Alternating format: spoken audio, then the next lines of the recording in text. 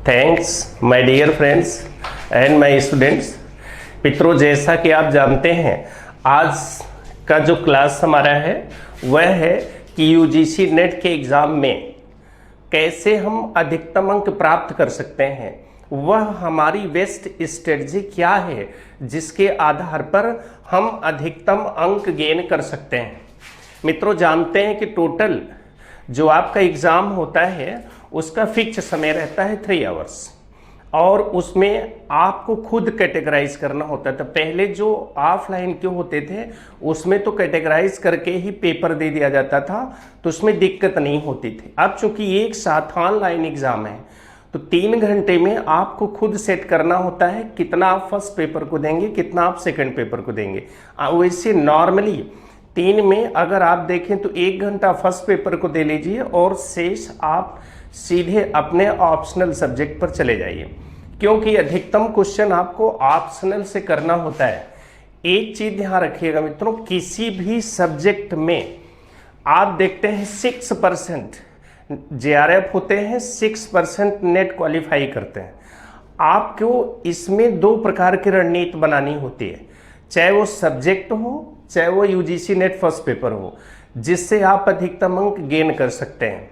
जैसे एक चीज़ तो आपको ध्यान रखना है, अगर हमें विषय में चाहे वो पॉलिटिकल साइंस हो, चाहे हिंदी लिटरेचर हो, चाहे कोई भी सब्जेक्ट हो, अगर हमने 60% प्लस अगर हमने गेन किया या 60 से 65% अगर हमने सब्जेक्ट में उठा लिया और नेट फर्स्ट पेपर में 35 प्लस अगर हमने कर दिया, ध्यान रखिएगा निश्चित रूप से JRF मिल जाता है। यह अलग बात है कि जैसे कुछ सब्जेक्ट होते हैं उसमें 70 प्लस हो जाता है, जैसे फिलॉसफी वगैरह में है तो उसमें JRF लाने के लिए 70 प्लस हो जाते हैं। फिर भी हमें ये मानना है कि एक कॉमन स्ट्रेटजी ये होनी चाहिए कि मुझे 60 से 65% अपने सब्जेक्ट में उठाना है और यूजीसी नेट फर्स्ट पेपर में 35 प्लस क्वेश्चन गेन करना है। आप अधिकतम क्वेश्चन भी कर सकते हैं, लेकिन हमारी स्ट्रेटजी ये रहती है कि 35 प्लस हमको मिलना चाहिए। ध्यान रखिएगा और उसी रणनीति को आज हम लोग एनालाइज करेंगे। तो पहले मित्रों हम आपको समझाएंगे कि जो पॉलिटिकल साइंस है उसमें हमें किन बिंदुओं पर विशेष फोकस करना है, कैसे हम अधिकतम अंक गेन करें। उसमें एक चीज़ मित्रों ध्यान रखिएगा, जो मेरा एक लंबा अनुभव रहा है अध्ययन अध्यापन की दुनिया में कदम रखने पर, एक लंबा अनुभव मिला है कि चाहे वह यूजीसी नेट फर्स्ट पेपर हो चाहे वह सब्जेक्ट हो, आपको आए हुए क्वेश्चन की धुआंधार प्रैक्टिस करनी पड़ेगी। ध्यान रखिएगा मित्रों, आप जितना अच्छा प्रैक्टिस कर लेते हैं आए हुए क्वेश्चन की, उतनी ही बढ़िया स्किल डेवलप हो जाती है। मैं कितना भी बढ़िया आपको अच्छा से अच्छा पढ़ा दूं, लेकिन अगर क्वेश्चन की प्रैक्टिस आपने नहीं किया, अच्छी तरह से एक एक प्रश्नों को एनालाइज नहीं किया, तो आप क्वेश्चन के ट्रेंड को समझ नहीं पाते हो, कैसे क्वेश्चन आते हैं उनको नहीं समझ पाते हो। जबकि मित्रों स्थिति ये रहती है कि यूजीसी नेट के जो पेपर होते हैं वो हायर के पेपर से भी स्टैंडर्ड होते हैं। आप जिस समय असिस्टेंट प्रोफेसर के लिए आप एग्ज़ाम देंगे, आप हायर में टीचर बनने के लिए, प्रोफेसर बनने के लिए आप एग्ज़ाम देंगे, वहाँ पेपर में क्वेश्चन का जो लेवल होता है वह यूजीसी के लेवल से बहुत कम रहता है। उसका क्वेश्चन बहुत हल्का होता है अपेक्षाकृत यूजीसी नेट के क्वेश्चन की। यूजीसी नेट का जो क्वेश्चन होता है मित्रों, वह आपको एक बार विचार करने के लिए मजबूर कर देता है, और जब तक आप क्वेश्चन की प्रैक्टिस नहीं किए हो तब तक आप वह स्ट्रेटजी नहीं प्राप्त कर सकते हो। तो किसी भी सब्जेक्ट में, चाहे वह पॉलिटिकल साइंस हो, चाहे हिंदी हो, चाहे जो भी हो, अगर आप एक बार जम करके, 2 बार जम करके विषय का या नेट फर्स्ट पेपर का आए हुए प्रश्नों के क्वेश्चन की जोरदार प्रैक्टिस कर लेते हैं, तो मैं बता रहा हूं कम से कम 40% क्वेश्चन आपके श्योर हो जाते हैं। क्यों? क्योंकि कुछ क्वेश्चन तो हूबहू पूछ लेते हैं, कुछ क्वेश्चन ऐसे होते हैं जहां पर कहीं न कहीं विकल्प में 1-2 ऐसे विकल्प मिल जाते हैं जो कि कहीं न कहीं आए हुए रहते हैं। चाहे वो सिविल का एग्जाम आप देख लीजिए, पीसीएस का हो, आईएएस का, कोई भी एग्जाम हो, जब हम कई पेपर को सॉल्व करते हैं तो कुछ न कुछ फैक्ट, कुछ न कुछ आइडिया, कॉन्सेप्ट आ जाते हैं जो हमारे पास बिल्कुल क्लियर कट रहते हैं, जिसके आधार पर हम आंसर निकालने में सफल हो जाते हैं। तो इसलिए मित्रों, मुझे पहली रणनीति अपनानी है। मैं बार बार समझा रहा हूं कि फर्स्ट हमारी स्ट्रेटजी होनी चाहिए कि चाहे वो सब्जेक्ट हो, चाहे वो नेट फर्स्ट पेपर हो, पहला काम है आए हुए क्वेश्चन की जोरदार प्रैक्टिस। फर्स्ट पॉइंट हो गया। चाहे आपने कोर्स पढ़ा हो चाहे न पढ़ा हो, लेकिन आए हुए क्वेश्चन की प्रैक्टिस आपको अच्छे तरीके से करना है। इसके लिए मित्रों, सबसे सफल जो पब्लिकेशन हमारे दृष्टिकोण में मिलता है वो एजीपी प्रकाशन है। एजीपी प्रकाशन ने काफी हद तक इसमें सॉल्व करने में सफलता प्राप्त किया है। गलतियां तो हर प्रकाशन में रहती हैं, जहां गलतियां होती हैं वो आप पकड़ लेते हो, लेकिन एजीपी जो प्रकाशन आया है वो अन्य की तुलना में अच्छा काम किया है, उसने बढ़िया सॉल्व किया है। तो इसलिए पहली रणनीति होगी, आज ही तुरंत आए हुए सारे प्रश्नों की जोरदार 2-3 दिन के अंदर में जमकर प्रैक्टिस कर लीजिए। और जब आप प्रैक्टिस करते रहते हैं तो उसमें एक चीज ध्यान रखना है, प्रश्न में जो कुछ बारीक चीजें मिले, भूलने वाली चीजें हों, उसको आप प्रश्न के जहां पर प्रश्न पत्र आपका शुरू होता है वहीं संख्या डाल दीजिए। जैसे मान लीजिए 2018-2019 का पेपर आप सॉल्व कर रहे हो, सपोज करिए 2017 का पेपर आप सॉल्व कर रहे हो, पता लगा क्वेश्चन नंबर 95 में, क्वेश्चन नंबर 88 में या क्वेश्चन नंबर 35 में आपको डिफिकल्टी आई, आपको प्रॉब्लम आया, आपने वहां 35, 95 जहां से पेपर स्टार्ट होता है, वर्ष वगैरह दिया रहता है, वहीं कोड कर दिया आपने। तो जब आप एग्जाम के समय अपनी प्रिपरेशन करते हैं कि कल एग्जाम है, आज मुझे अपने प्रिपरेशन करना है, सबको समेटना होता है मित्रों। कितना भी कोई टीचर पढ़ा दे, कितनी भी बढ़िया रणनीति हो, लेकिन आप इतनी मेहनत करते हो, सारी सफलता का श्रेय आपकी स्ट्रेटजी, आपकी लेबर पर जाती है। स्ट्रेटजी हम लोग बताते हैं, मेहनत आप करते हो, सफलता का सारा का श्रेय आपको जाता है। आप जितना बेहतर मेहनत कर लेते हो, जितना बढ़िया प्रैक्टिस कर लेते हो, वही काम देता है आपको। टीचर तो एक गाइड के रूप में होता है, एक मार्गदर्शक के रूप में होता है, वही भूमिका वह अदा करता है। आपको ध्यान देना है कि इसमें आप जब बढ़िया सा जैसे आप प्रैक्टिस कर लेते हो तो उसमें जो क्वेश्चन फंसता है आप कोड करते चले जाइए। ईयर 2017 में कौन कौन प्रश्न टिपिकल हैं, वहां आप 3-4 प्रश्न जो ज्यादा टिपिकल हैं उसको आपने केवल संख्या कोड कर दिया। तो जब आप कल एग्जाम देने जाना है, आज शाम को ही, आज दिन में ही उन टिपिकल प्रश्नों को एक बार नजर मार लीजिए। शेष नहीं भी रिवीजन करेंगे तब भी वो दिमाग में, वो चेतन मस्तिष्क में वो प्रश्न बने रहते हैं।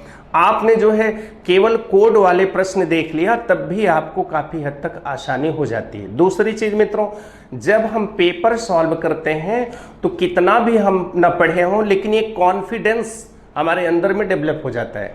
एक कॉन्फिडेंस आने लगता है कि नहीं, हम पेपर कर सकते हैं, पेपर में इस तरह से प्रश्न आता है। 3 सारे बिंदुओं पर आपको गौर करना है। तो पहला पॉइंट आपका होगा आए हुए प्रश्नों को जम करके सॉल्व करना। फर्स्ट रणनीति हो गई।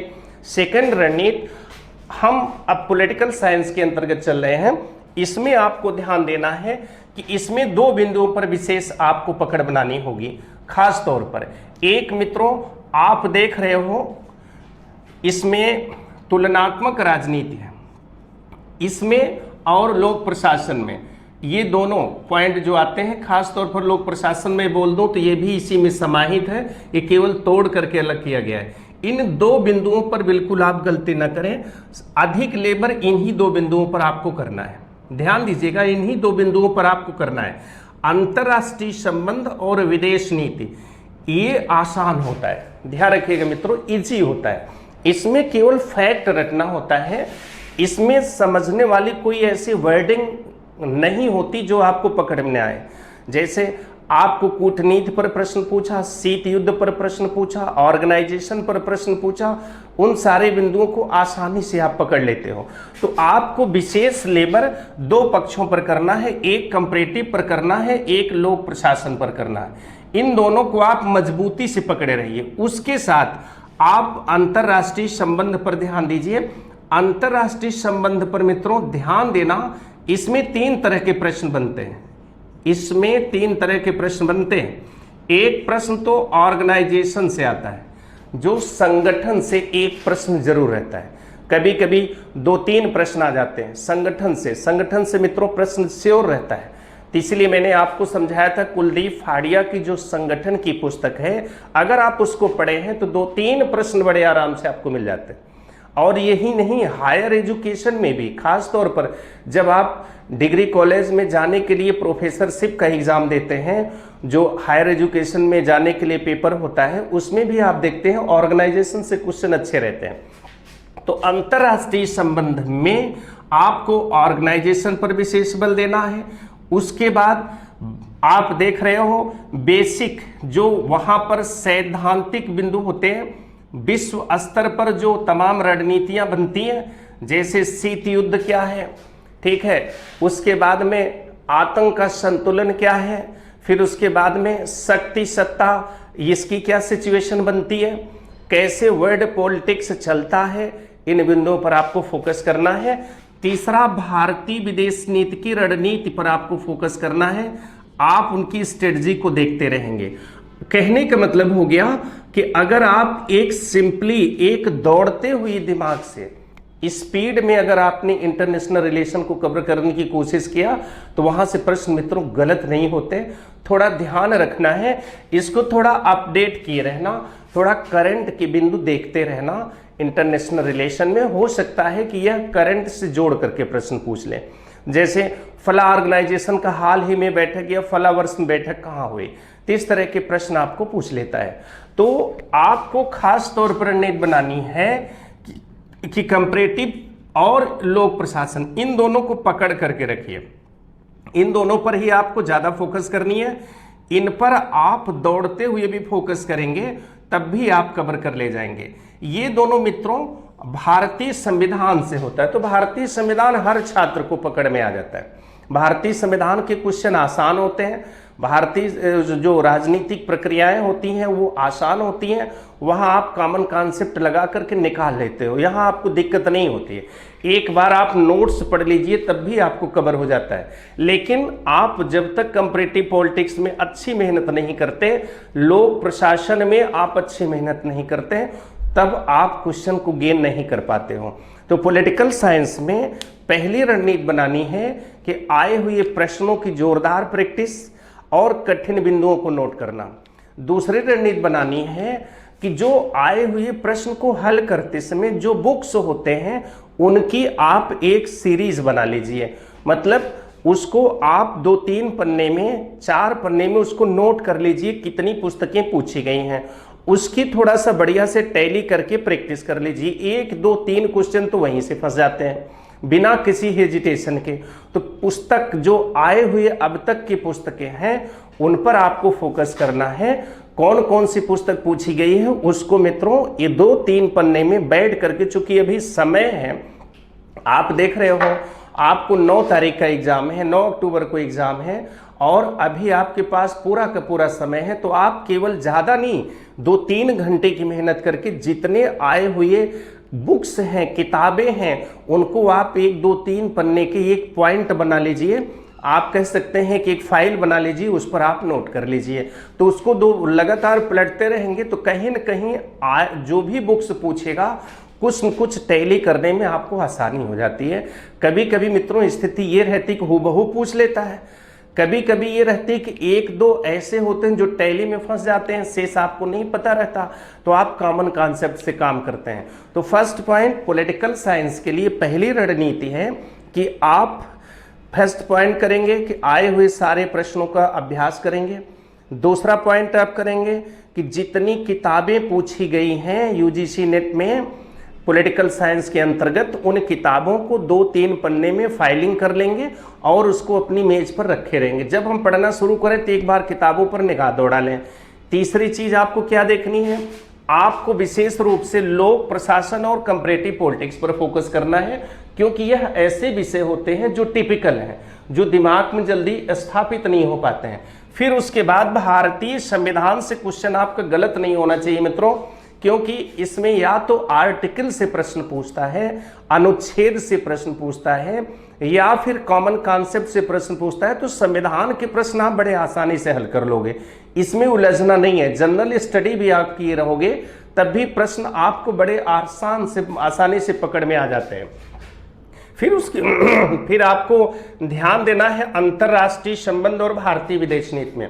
अंतर्राष्ट्रीय संबंध में मित्रों आपको गौर करना है कि जैसे हमने जो डिस्कस किया था इंटरनेशनल रिलेशन में, जिसका कोर्स कंप्लीट हो गया था, अब चूंकि कोरोना की समस्या आ गई तो उसमें बड़ी सारी दिक्कतें हो गई, और नहीं तो हम लोग रणनीतिक आधार पर एकदम परफेक्शन की कंडीशन में आ जाते, बहुत सारी चीज़ें छूट गई, इसीलिए थोड़ा बड़ी दिक्कत है। खुद ही हेजिटेशन होता है आपको समझाने में भी कि कैसे आप कवर करोगे, क्योंकि अगर हम लोग डिस्कस करके कंप्लीट कर लिए होते तब कॉन्फिडेंस और बढ़ जाता, लेकिन इस महामारी में मित्रों हर व्यक्ति इनकम्प्लीट रह गया। और आप कह सकते हैं कि जो अपनी यहाँ व्यवस्थाएं थीं वह सब ऑफलाइन की थी, ऑनलाइन की व्यवस्थाएं थी नहीं, पहले सब उसको मेंटेन करने में काफ़ी समय लगा। फिर भी मुझे पूरा विश्वास है कि आप इस बार अपनी मेहनत से, जो मेरा कुछ गाइडेंस रहा वह भी प्लस अपनी मेहनत से बेहतर प्रदर्शन करने की कोशिश करना। और मित्रों ये बिल्कुल मत सोचो कि आपने नहीं पढ़ा है, बिल्कुल दिमाग से निकाल दीजिए। आपको 3 घंटे बैठ करके अच्छी दिमाग से वहां स्वस्थ मन स्थिति से आपको सॉल्व करना है। आपको ये सोचना है कि नहीं मैं कर सकता हूं, कॉन्फिडेंस बना करके कॉमन कॉन्सेप्ट लेकर के चलना है, और जो फैक्ट है उसको आपको पॉइंट वाइज आप तैयार कर लीजिए जहां तक आप कर सकते हो, बिल्कुल फ्रस्ट्रेट नहीं होना है। तो अंतर्राष्ट्रीय संबंध में पूरा मत तैयार करो, जैसे इसके जो सैद्धांतिक पहलू हैं उधर मत जाओ, उसमें आप लास्ट वाला पोर्शन देख लो, जैसे खेल सिद्धांत क्या है, और जो उसमें जो पॉइंट्स मैंने आपको समझाए थे अंतर्राष्ट्रीय सिद्धांत के अंतर्गत, जैसे यथार्थवाद क्या है, आदर्शवाद क्या है, नव यथार्थवाद क्या है, इन सारे बिंदुओं को और इनके विचारकों को थोड़ा सेटअप कर लीजिए, उनको पढ़ लीजिए बढ़िया से। उसके बाद शीत युद्ध मित्रों जरूर पढ़ लीजिए, शीत युद्ध, आतंक का संतुलन, इन सारी चीज़ों को जरूर आपको ध्यान देना है। फिर उसके बाद आपको ऑर्गेनाइजेशन विशेष रूप से तैयार करना है, अंतर्राष्ट्रीय संगठन तैयार करना है मित्रों, और उसके लिए कुलदीप फाड़िया सबसे बढ़िया किताब है, वहां आपको कोई दिक्कत नहीं होता है। तो अंतर्राष्ट्रीय संगठन अगर आपके तैयार है तो कम से कम 2-3 प्रश्न तो अंतर्राष्ट्रीय संगठन से मिल जाते हैं, या तो कथन के रूप में या तो उनके सीधे वन लाइनर के रूप में प्रश्न आपको अंतर्राष्ट्रीय संगठन से जरूर पूछ लेता है, उस पर आपको फोकस करना है। फिर आप देख रहे हो अंतर्राष्ट्रीय संबंध और विदेश नीति, इसको डिस्कस कर लेने, इसको जान लेने के बाद आप सीधे विचारक पर चले आओ, सिद्धांत की तरफ मत जाओ ज़्यादा। क्यों? क्योंकि सिद्धांत में ज़्यादातर प्रश्न नहीं पूछे जाते, सिद्धांत से प्रश्न कम रहते हैं। जैसे कभी लोकतंत्र से पूछ लेता है, कभी समाजवाद से पूछ लेता है, कभी आप देखते हो साम्यवाद से प्रश्न पूछ लेता है। तो इस तरह से जो प्रश्न होते हैं उनकी संख्या कम रहती है। आपको विचारकों पर गौर करना है, विचारकों में मित्रों नए विचारकों पर गौर करना है और मुझे पूरा विश्वास है कि आप उसको कवर कर लेंगे, क्योंकि भारतीय विचारक कोरोना आने से पहले मैं कंप्लीट कर चुका था।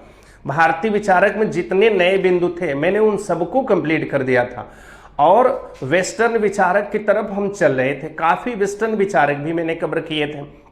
तो आप न बहुत ज़्यादा, जितने विचारक मैंने पढ़ाया है उनको एक बार आप रिवीजन कर लीजिए, और वेस्टर्न विचारकों में खास तौर पर आप बेसिक चीज़ों को ध्यान रख लीजिए, तो उसमें से निश्चित रूप से आपके क्वेश्चन फंस जाते हैं। जैसे आप देख लीजिए, इसमें बेसिक में जैसे प्लेटो है, अरस्तु है, मैकियावेली है, हाब्स, लाक, रूसो है, हीगल है, और इसमें जे.एस. मिल है, कार्ल मार्क्स है। इनसे प्रश्न तो नॉर्मली होता है मित्रों, यहाँ से तो आप पकड़ लेंगे, कोई दिक्कत नहीं है। लेकिन 2-3 विचारक और गौर आपको करना है, जो थोड़ा जनरल रूप में आप स्टडी कर लीजिए। जैसे आप देख रहे हैं, इसमें आपको ध्यान देना है, जैसे उसमें है फ्रांज फैनान है, माओ जेडोंग है, जॉन रॉल्स है, और ग्रामसी है, लेनिन है। इन सबको थोड़ा आपको गौर कर लेना है।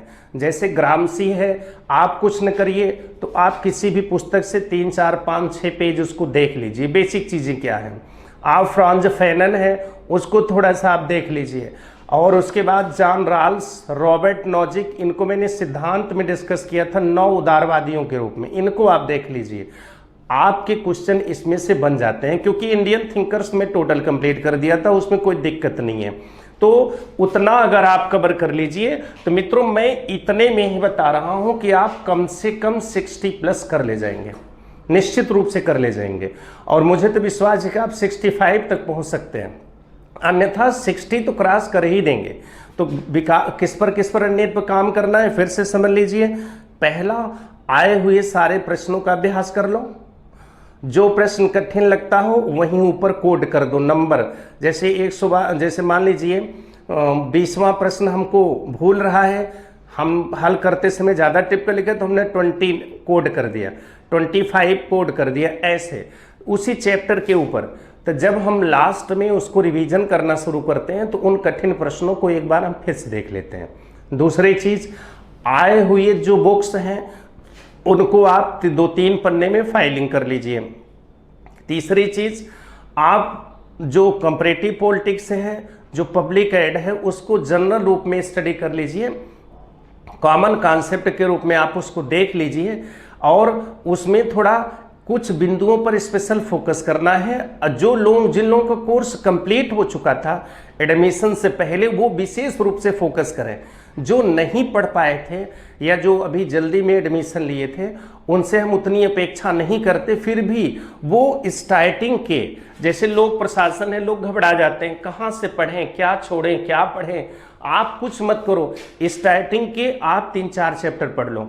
जैसे लोक प्रशासन का उद्भव कहाँ से हुआ, फिर लोक प्रशासन, नवीन लोक प्रशासन कैसे बना, लोक प्रशासन के विकास के चरण क्या हैं, फिर उसके बाद संगठन क्या है, संगठन के उपागम क्या हैं, संगठन के लिए जो तमाम आप कह सकते हैं सांगठनिक नियम बनाए गए हैं, आप वहाँ तक पहुँच जाइए। तब भी मित्रों मैं बता रहा हूँ कि आपको कई क्वेश्चन मिल जाएंगे।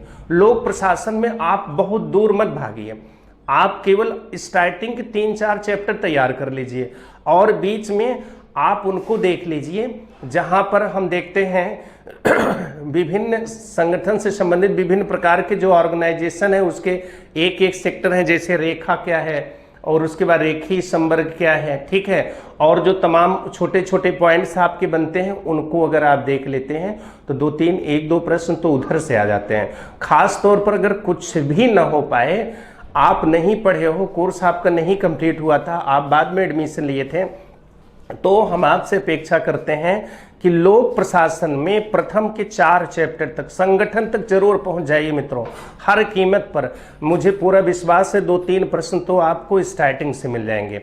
और इसमें क्या कहते हैं, कंपैरेटिव पॉलिटिक्स में अगर आपका कंपैरेटिव पॉलिटिक्स पूरा नहीं तैयार है, जिन लोगों का कोर्स कंप्लीट है उनको तो कोई हेजिटेशन नहीं, जितना मैं पढ़ा दिया था, जिनका कंप्लीट है वो केवल अभ्यास करके क्वेश्चन की प्रैक्टिस करके चले जाए तो लगभग क्वेश्चन फंस जाते हैं उसमें कोई दिक्कत नहीं है। लेकिन जो नहीं पढ़े हैं, जिनके लिए कोर्स अभी अछूता रह गया है, काफ़ी पीछे रह गए, उनको ध्यान रखना है मित्रों कि वो विशेष रूप से कंपैरेटिव पॉलिटिक्स के अंतर्गत कुछ बिंदुओं पर जरूर गौर करें। जैसे पहला उनको गौर करना है, जैसे स्टार्टिंग में जिस समय वो पढ़ना शुरू करते हैं तो परंपरागत और आधुनिक उनको उपागम में देखना है। परंपरागत दृष्टिकोण कंपैरेटिव का और आधुनिक दृष्टिकोण कंपैरेटिव का, इस पर उन्हें विशेष फोकस करनी है, ध्यान रखिएगा। उसके बाद इतना पढ़ लेने के बाद उनको 2 बिंदुओं पर जाना है। डेविड ईस्टन को देखना है, और उसके बाद आमंड पावल की विवेचना देखनी है। आमंड पावल की विवेचना को उन्हें देखना है, इन 2 विचारकों की देखना है।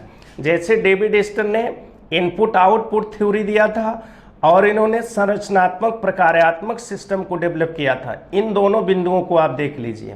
तीसरा चीज आपको देखना है कि संविधान और संविधानवाद क्या है। चौथी चीज राजनीतिक दल और दबाव समूह आपको स्पेशली पढ़ लेना है। 5वीं चीज शासन के विभिन्न स्वरूप देख लेना है, जैसे एकात्मक शासन, संघात्मक शासन, संसदात्मक शासन, अध्यक्षात्मक शासन, इसको देख लेना है मित्रों। इतना भी आप देख लो फिर भी आप कई क्वेश्चन पा जाते हो। क्या क्या देखना है कंपैरेटिव पॉलिटिक्स के अंतर्गत सबसे पहली चीज हमको ये देखना है कि तुलनात्मक राजनीति आई कहाँ से। अरस्तु ने इसे डेवलप किया था। उसके बाद आपको ये देखना है कि नवीन तुलनात्मक राजनीति कैसे आती है। फिर उसके बाद डेविड ईस्टन और आर्मंड पावेल की जो विवेचना है उस पर फोकस करना है। फिर आपको संविधान और संविधानवाद को देखना है। फिर आपको राजनीतिक दल और दबाव समूह वर्ल्ड लेवल पर देखना है।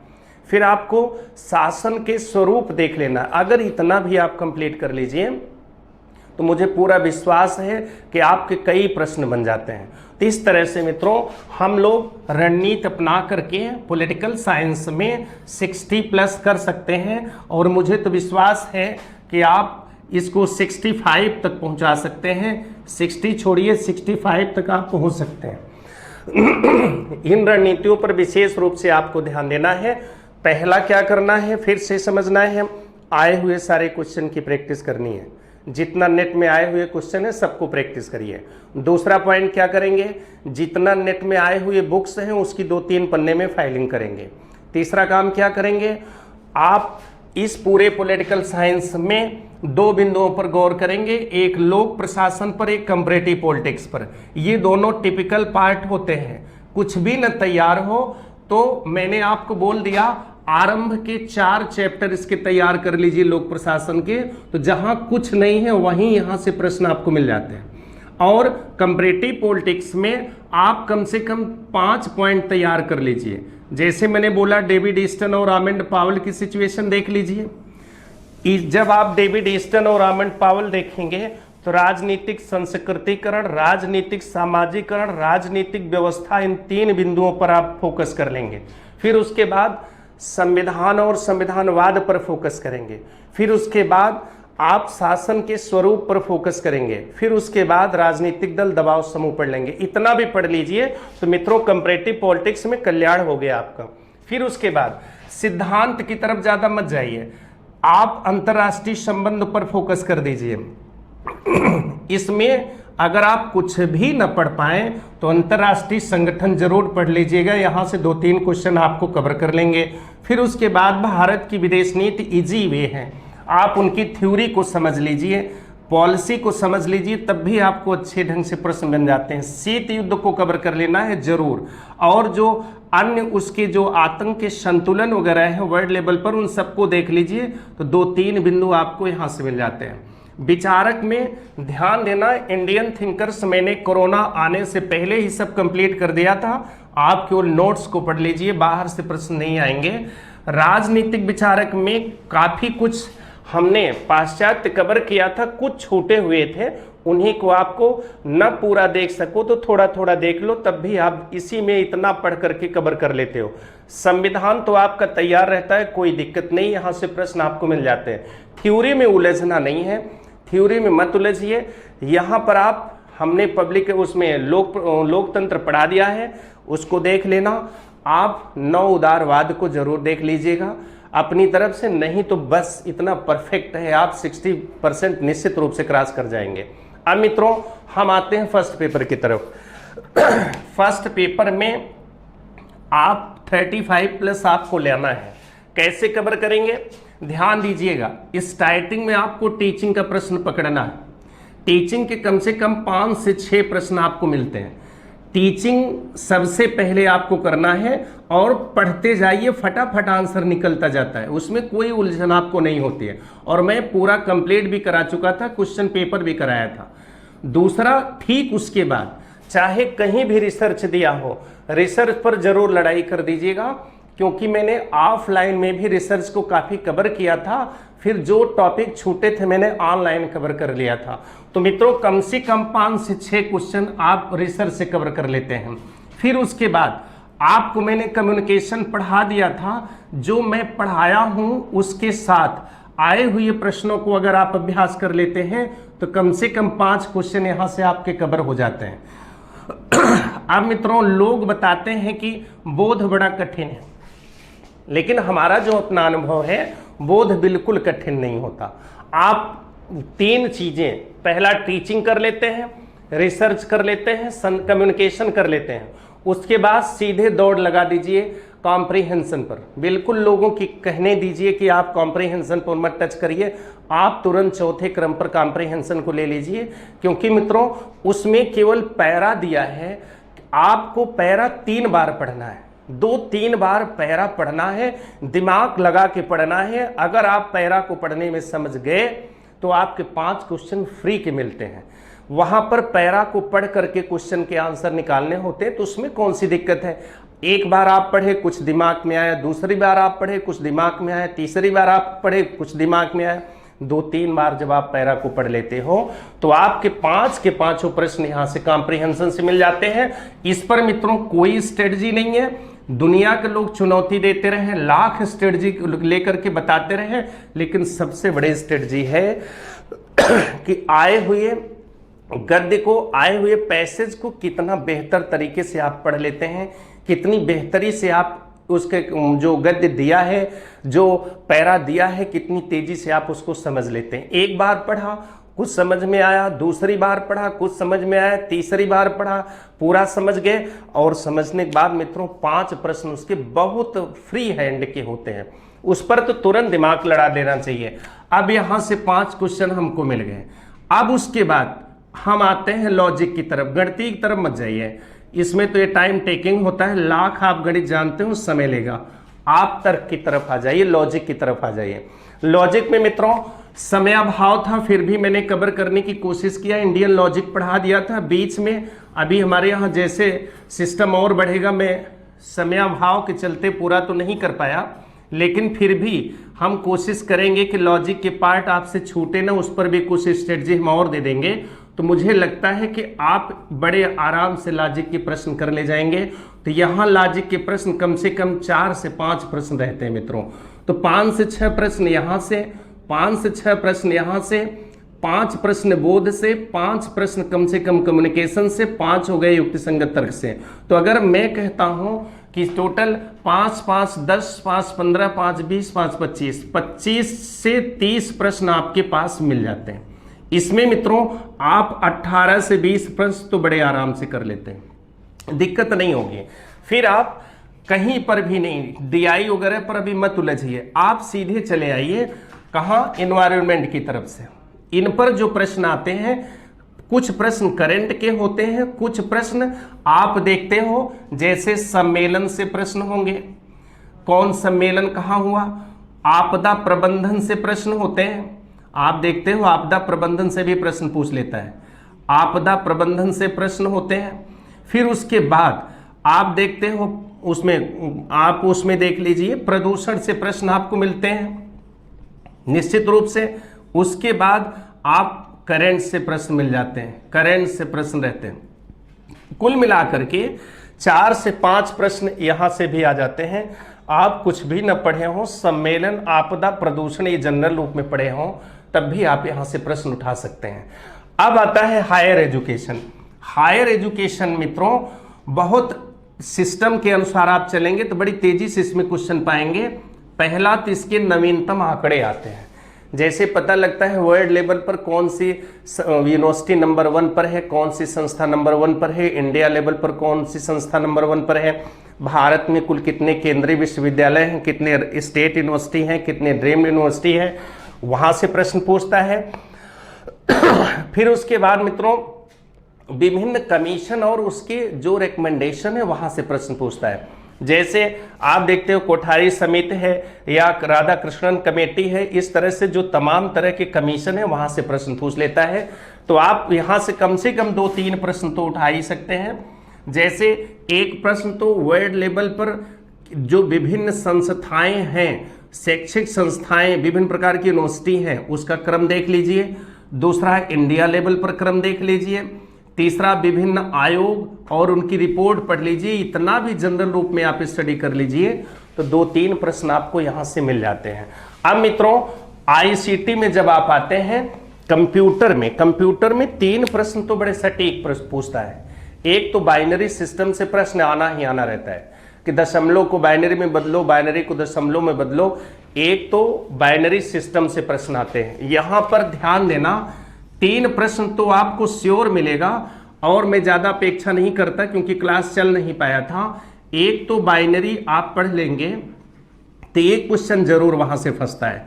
दूसरा आप देखते हैं मेमोरी, जो मेमोरी होती है उसकी, और उसके बाद में भाषा, जो उसकी भाषा होती है, कंप्यूटर की मेमोरी जैसे रैम, रोम, ई प्रोम, इन सब चीजों से प्रश्न आते हैं, या जो आप देखते हैं कंप्यूटर की जो लैंग्वेज होती है वहां से प्रश्न आते हैं। तीसरा जो होता है वो मित्रों आप देखते हो वर्डिंग से प्रश्न आते हैं, वर्डिंग से प्रश्न इसके होते हैं।